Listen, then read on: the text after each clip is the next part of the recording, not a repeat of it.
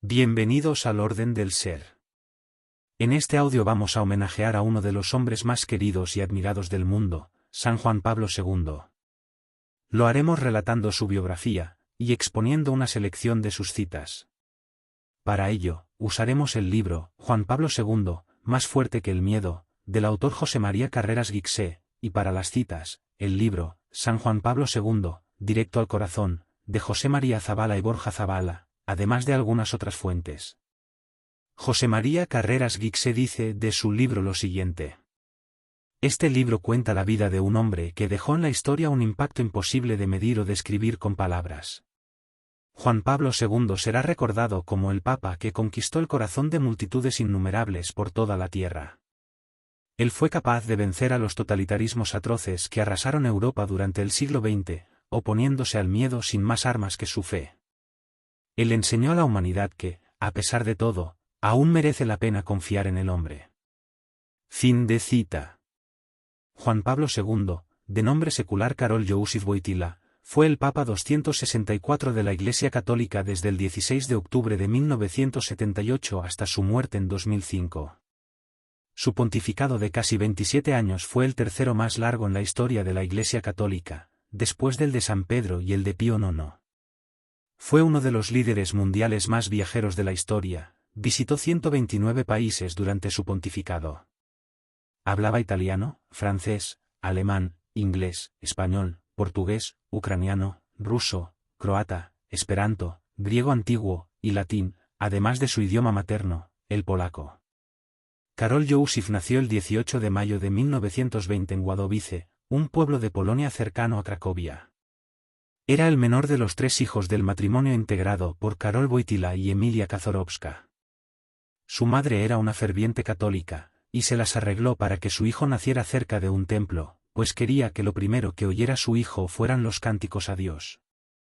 Cuando Karol aún era muy pequeño, su madre le decía a otras mujeres, verán que mi pequeño Karol será una gran persona. Su madre falleció en 1929, cuando él tenía 9 años. Citando a José María Zabala, Karol Wojtyła tuvo desde muy pequeño grabada a hierro y fuego en su corazón la figura maternal de la Virgen. Tras quedar huérfano de madre, su padre le llevó por primera vez al santuario de Calweria, desde su vecina localidad natal de Wadowice, y delante de la imagen de la Virgen le dijo, Karol, desde hoy María será tu madre. Fin de cita. Su hermana Olga había muerto antes de que él naciera. Su hermano mayor Edmund, que era médico, murió en 1932 por contagio de una enfermedad cuando curó a un hombre de condición humilde. Junto con su padre, Karol se trasladó a Cracovia para iniciar sus estudios en la Universidad Jagiellonica. Su padre, un suboficial del ejército polaco, murió en 1941 durante la ocupación de Polonia por la Alemania nazi. Su padre siempre lo guió en el camino de la fe y el amor cristiano. Al terminar sus estudios de educación media, una época en la que destacó como consumado ajedrecista, llegando a proclamarse vencedor en varios campeonatos estudiantiles, se matriculó en la Universidad Jagiellonica de Cracovia y también en una escuela de teatro.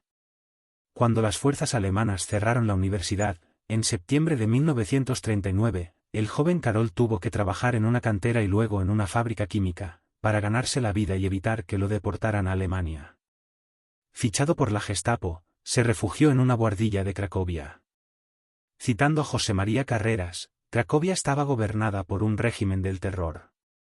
El gobernador general de las SS, un tal Hans Frank, hombre cruel y despiadado, se había propuesto eliminar totalmente a la nación polaca de la historia. Con ese fin, había dictado instrucciones como la siguiente: el polaco no tiene derecho alguno. Su única obligación es obedecer a lo que le digamos. Debe recordársele continuamente que su deber es obedecer. Fin de cita. En 1943 ingresó en el seminario clandestino que había fundado el cardenal arzobispo de Cracovia, iniciando la carrera de teología. A comienzos de 1945 los soviéticos entraron en Cracovia y el futuro papa salvó la vida de una curiosa manera, casi milagrosa, gracias a Vasily Sirotenko, un universitario ruso que, antes de ser enviado a liberar Cracovia como oficial, estudiaba el último curso de historia. Los alemanes iban a asesinar a unos obreros polacos esclavizados por ellos. Atacado ese grupo por los rusos y obligado a rendirse, estos descubrieron entre los 80 obreros polacos, liberados en una cantera de la fábrica Solvay, a 18 seminaristas. Siguiendo las directrices de Stalin, todos fueron enviados a un gulag de Siberia de donde no regresaron, pero no el futuro papa, ya que el comandante necesitaba a alguien como el que conociese idiomas y le tradujese los libros en latín y alemán que había estado compilando para seguir su carrera tras la guerra. Es más, Wojtyła sabía incluso ruso por ser su madre de etnia rutena, según señala Pedro Beteta López en su libro Recordando a Juan Pablo II, de 2009. Silotenko impidió así su expatriación a Siberia, incluso a pesar de la oposición de un comisario político ruso. Sin duda este trágico hecho debió reforzar su antiestalinismo. Fue ordenado sacerdote el 1 de noviembre de 1946 en la capilla privada arzobispal.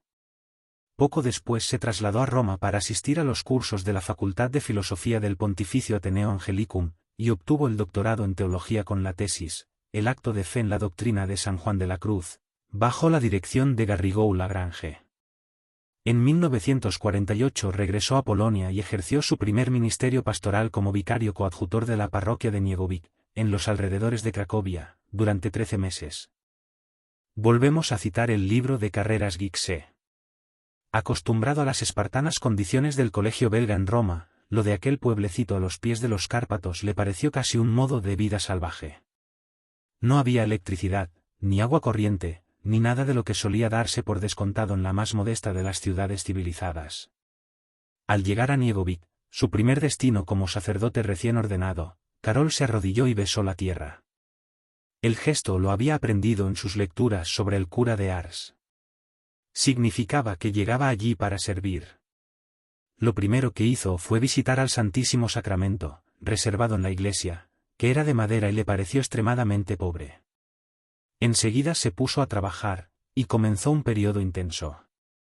Se encargaba de la educación religiosa en los 5 pueblos cercanos. Viajaba en un carro de caballos, y en los trayectos aprovechaba para leer. También se acordó de una promesa que se había hecho meses atrás, en su visita a Ars durante uno de los descansos que le había permitido el calendario académico en la reciente pero remota época de sus estudios en Roma. Había decidido que se convertiría en un prisionero del confesionario. Pasó horas incontables escuchando los pecados de la gente que se acercaba a pedir perdón, respondiendo con palabras de consuelo, animándoles a cambiar y borrando el mal del mundo con la gracia de Dios. Fin de cita. El 17 de agosto de 1949 se trasladó como vicario a la parroquia de San Florián, en Cracovia, donde ejerció el ministerio durante 2 años, alternándolo con su trabajo de consejero de los estudiantes y graduados de la Universidad Estatal de esa ciudad. Era muy popular entre los estudiantes, con los que iba muchas veces de excursión, cosa que no era común en aquellos tiempos, pues podía llamar la atención de las autoridades policiales. Nombrado profesor de Teología Moral y Ética Social del Seminario Metropolitano de Cracovia, en 1954 defiende la tesis de filosofía sobre Max Schiller, valoración sobre la posibilidad de construir la ética cristiana sobre las bases del sistema de Max Schiller, que fue una investigación clave para injertar el método fenomenológico en su precedente formación aristotélico-tomista. Ese mismo año fue nombrado profesor de ética en la Universidad de Lublin, docencia que se prolongaría hasta 1961. Allí impartió cursos, compatibilizándolos con su trabajo sacerdotal, que dieron lugar al comienzo de su producción filosófica original. Citamos de nuevo a Carreras Guixé. El día 5 de agosto de 1958, el padre Karol recibió una carta en que se le ordenaba que viajara de inmediato a Varsovia para presentarse ante el primado de Polonia, cardenal Wyszynski. El padre Karol sacerdote tenía 38 años. No era demasiado joven para ser profesor de filosofía, ni para hacerse cargo de la formación de seminaristas, ni para asumir la tarea de formar y guiar espiritualmente al grupo creciente de familias y amigos que formaban el llamado Rodowiczo. Sin embargo, por mucho que se estrujara el cerebro durante el viaje hasta Varsovia, jamás habría podido imaginar el proyecto que el cardenal Wyszynski le tenía preparado. El primado de Polonia era un hombre duro. Había pasado 3 años recluido en conventos por orden del gobierno por haber liderado la oposición de la Iglesia polaca a la pretensión comunista de que fueran las autoridades estatales quienes nombraran y cesaran a los pastores, vicarios y obispos de la Iglesia católica. Al regresar de ese periodo de encierro, había puesto en marcha varias iniciativas. El objetivo era revitalizar el catolicismo en toda Polonia, la consecuencia, situar al primado como enemigo directo del régimen comunista. El cardenal recibió al padre Wojtyła en su despacho con toda formalidad. El mensaje que le transmitió fue deliberadamente breve: el Santo Padre ha decidido nombrarle obispo auxiliar de Cracovia. Nada que no supieran ya las autoridades soviéticas, que con seguridad tenían micrófonos escondidos en el despacho del primado para escuchar conversaciones como esa. Para Karol, en cambio, la noticia fue demoledora. Después de aceptar el nombramiento, lo primero que hizo al salir del palacio episcopal fue dirigirse al convento de las Ursulinas de Varsovia. ¿Puedo entrar a rezar? La monja, al ver la cara de preocupación del sacerdote, no puso ninguna objeción. Al quedarse solo en la capilla, Karol se postró frente al sagrario y buscó la protección del cielo para la inesperada misión que acababan de cargar sobre su espalda. Las monjas empezaron a preocuparse al cabo de varias horas. Una se atrevió a entrar en la capilla, y al ver que continuaba postrado ante el Santísimo Sacramento, sugirió: quizá el padre desearía venir a cenar. Mi tren no sale hacia Cracovia hasta después de medianoche, respondió Karol, sin levantarse del suelo. Por favor, dejadme que me quede aquí. Tengo un montón de cosas de que hablarle al Señor. Fin de cita. A partir de octubre de 1962, comenzó a tomar parte activa en el Concilio Vaticano II. Destacan sus puntualizaciones sobre el ateísmo moderno y la libertad religiosa. Al morir el arzobispo Waciak, fue nombrado vicario capitular, y el 30 de diciembre siguiente, el Papa Pablo VI lo consagró arzobispo de Cracovia. El 29 de mayo de 1967 fue nombrado cardenal, lo que le convirtió en el segundo más joven de la época, con 47 años de edad. Citamos de nuevo al mismo autor: durante una de las sesiones del concilio, en un rato de descanso, alguien le preguntó a Monseñor Wojtyła si no le parecía poco apropiado que un cardenal esquiara. Bueno, respondió él, riéndose. Lo que sería poco apropiado es que esquiara mal. Incluso en la curia romana, esa afición seguiría suscitando la curiosidad de muchos. En una ocasión, hasta un reportero le preguntó sobre ello. ¿Sabe usted qué porcentaje de cardenales polacos esquían?, repreguntó el cardenal. ¿Cuántos? El 40%. Pero, Eminencia, si en Polonia hay 2 cardenales. Bueno, sí, pero es que en Polonia Wyszynski supone el 60%, replicó Wojtyła, que incluso al bromear aprovechaba para remarcar la posición predominante del primado. Cuando predicaba en las peregrinaciones a los santuarios marianos, era evidente el efecto que producía en las masas. Era un hombre que entendía los problemas de la gente, y no solo eso, sino que además era un gran orador. Con esa voz poderosa y firme, con sus dotes para el teatro puestas al servicio de las ideas que quería transmitir, conseguía que su mensaje llegara a la gente. Así, combatía con eficacia los intentos constantes del régimen comunista de difundir el ateísmo y de transformar Polonia en algo que no había sido nunca, una patria sin Dios. En sus discursos y homilías, el cardenal promovía también algo que bajo el comunismo estaba siempre sometido a una amenaza continua: los derechos humanos. En particular, el Concilio Vaticano II había reconocido la libertad religiosa, y Wojtyła había sido uno de los principales defensores de ese reconocimiento. Fin de cita. El 28 de septiembre de 1978 murió Juan Pablo I a causa de un infarto de miocardio, tras un pontificado de 33 días. El 16 de octubre de 1978, tras 2 días de deliberaciones del cónclave, Wojtyła fue elegido sucesor de San Pedro. Adoptó el nombre de Juan Pablo II y se convirtió, con 58 años, en el papa más joven del siglo XX y en el primero no italiano desde el neerlandés Adriano VI. El 25 de enero de 1979 emprendió el primero de sus 104 viajes fuera de Italia, República Dominicana y México. El último fue el 14 de agosto de 2004 al Santuario Mariano de Lourdes, en Francia.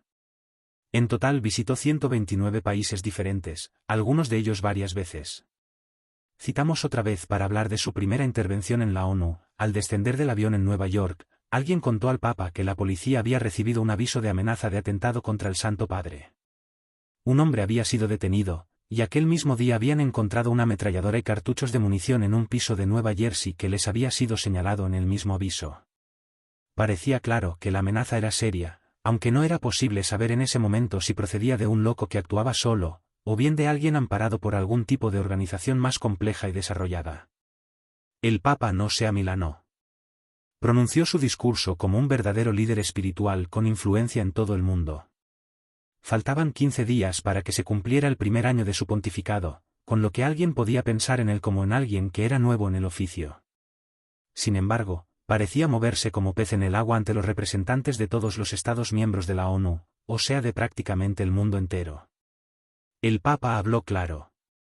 Si nos centráramos solo en los bienes materiales, explicó el Papa, no se podrían evitar las guerras, porque este tipo de bienes, por su misma naturaleza, son origen de división entre los pueblos, y eso hace que en la historia haya sido inevitable la lucha por conquistar esos bienes. Por eso es necesario buscar el desarrollo en la dimensión de los bienes espirituales, que es la que une a los hombres, no la que los divide. Fin de cita. El 13 de mayo de 1981 Mehmet Ali Aka disparó contra el Papa, mientras éste se desplazaba por la plaza de San Pedro en un vehículo abierto.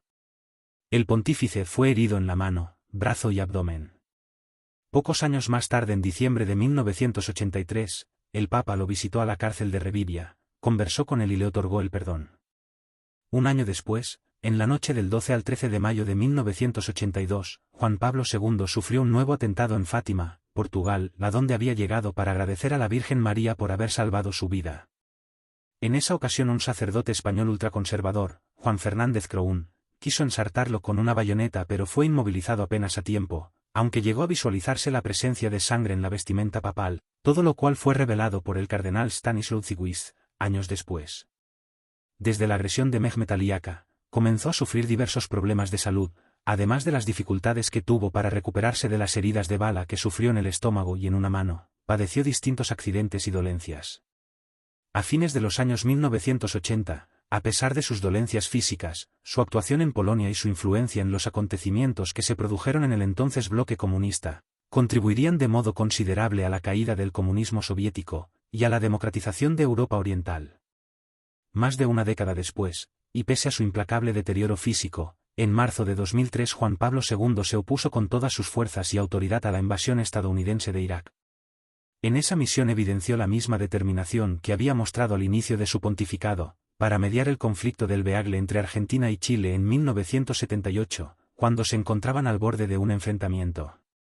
Entre los principales episodios de su pontificado está la primera visita de un papa a una iglesia luterana, la primera a una sinagoga, la Jornada Mundial de Oración por la Paz y la excomunión del obispo Marcel Lefebvre. Ese año se produjo un hecho histórico, Juan Pablo II visitó un país ortodoxo, Grecia, y entró en una mezquita, la de Damasco. Fue la primera vez que un pontífice católico pisaba una mezquita y oraba en su interior.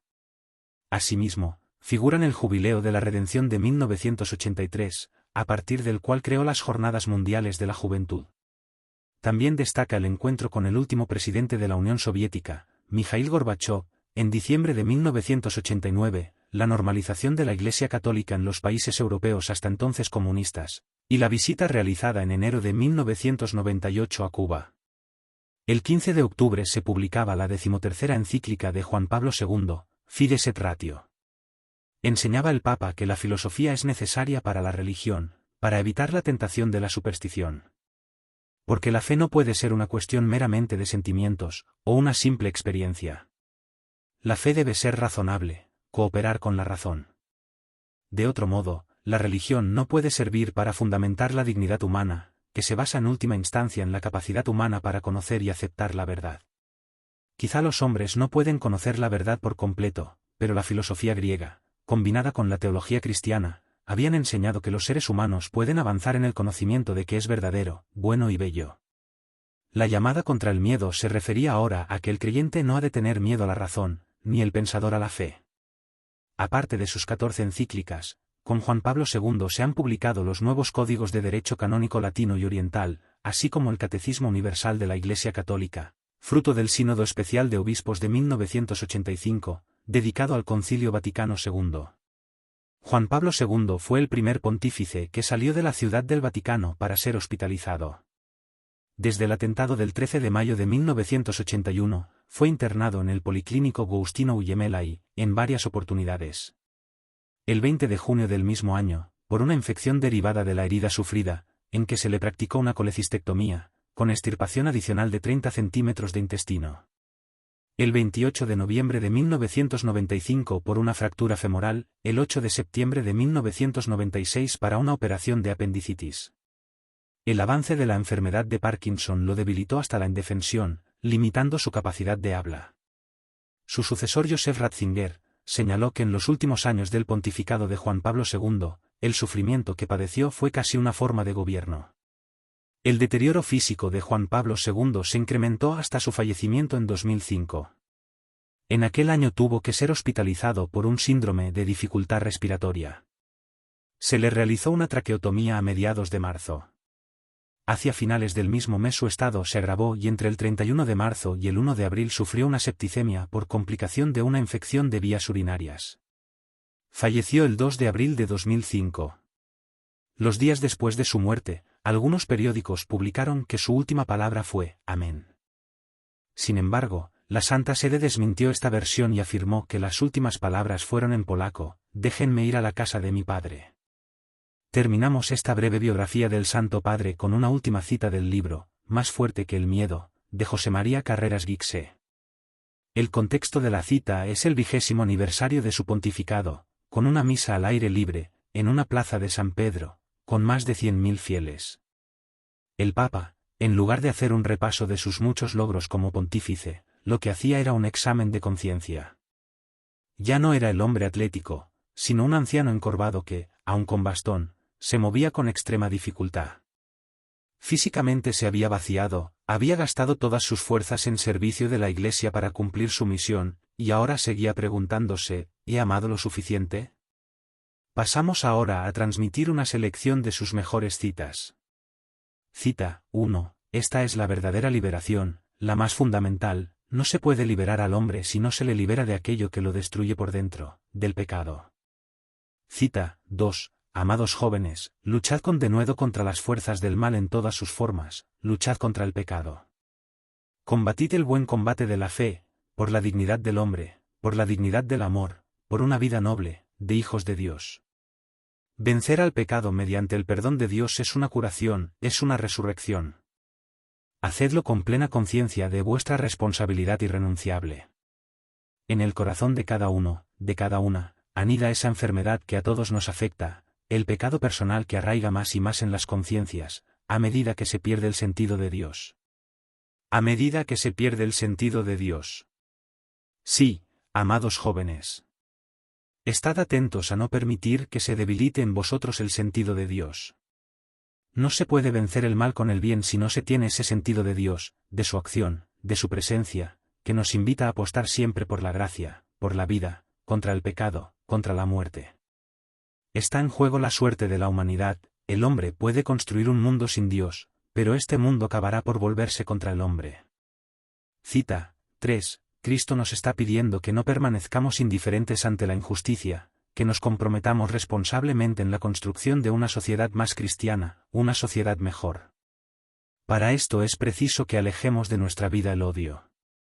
Cita 4. Todas las familias de pensamiento de nuestro viejo continente tendrían que reflexionar sobre las sombrías perspectivas a las que podría conducir la eliminación de Dios de la vida pública, de Dios como última instancia de la ética y garantía suprema contra todos los abusos de poder del hombre sobre el hombre. Cita 5. La familia se halla especialmente atacada. Y se niega el carácter sagrado de la vida humana.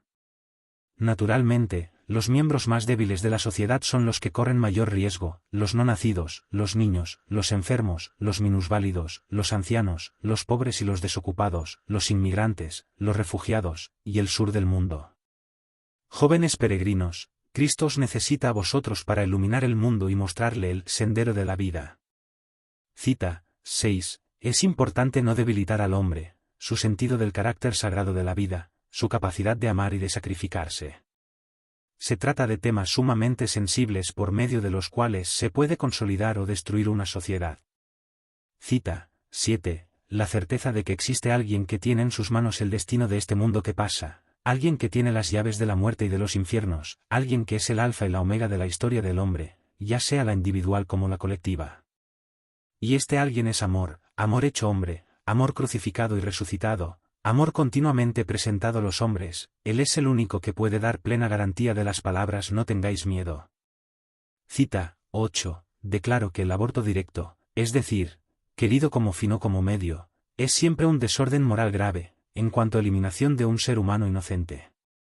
Quien niegue la defensa a la persona más inocente y débil, a la persona ya concebida pero no nacida, comete una gravísima violación del orden moral. Cita 9. También habló de la pena de muerte, considerándola justa solo como medio de autodefensa social y exclusivamente en casos de absoluta necesidad, casos que, gracias a la continua mejora de la organización del sistema penal, debían considerarse prácticamente inexistentes en todo el mundo. Cita 10. Los padres deben ser quienes elijan para sus hijos el método pedagógico y ético, así como el contenido cívico, y la inspiración religiosa que les hará capaces de recibir una educación integral.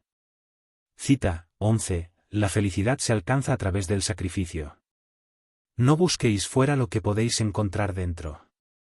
No esperéis de los demás lo que vosotros mismos podéis y estáis llamados a ser o a hacer.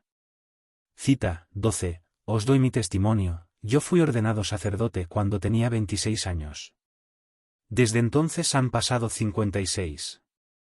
Al volver la mirada atrás y recordar estos años de mi vida, os puedo asegurar que vale la pena dedicarse a la causa de Cristo y, por amor a Él, consagrarse al servicio del hombre. Merece la pena dar la vida por el Evangelio y por los hermanos. Cita 13. En el silencio de la oración se lleva a cabo el verdadero encuentro con Dios.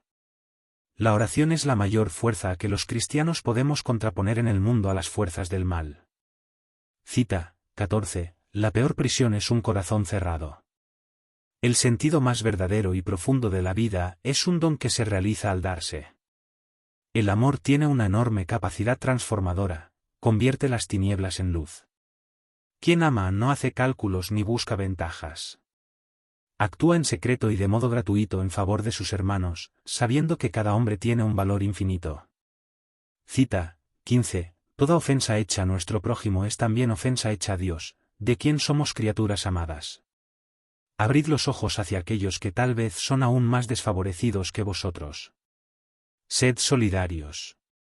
Desarrollad vuestra inteligencia, y al mismo tiempo, ensanchad vuestro corazón. Cristo os invita a hacer de vuestra vida un don que sea para los otros un apoyo que los reconforte y alegre. Sed verdaderos testigos de la fe y de la caridad, dispuestos a entregar vuestra vida para gloria de Dios y salvación del mundo. Cita 16. La historia de la humanidad es la necesidad de amar y de ser amado.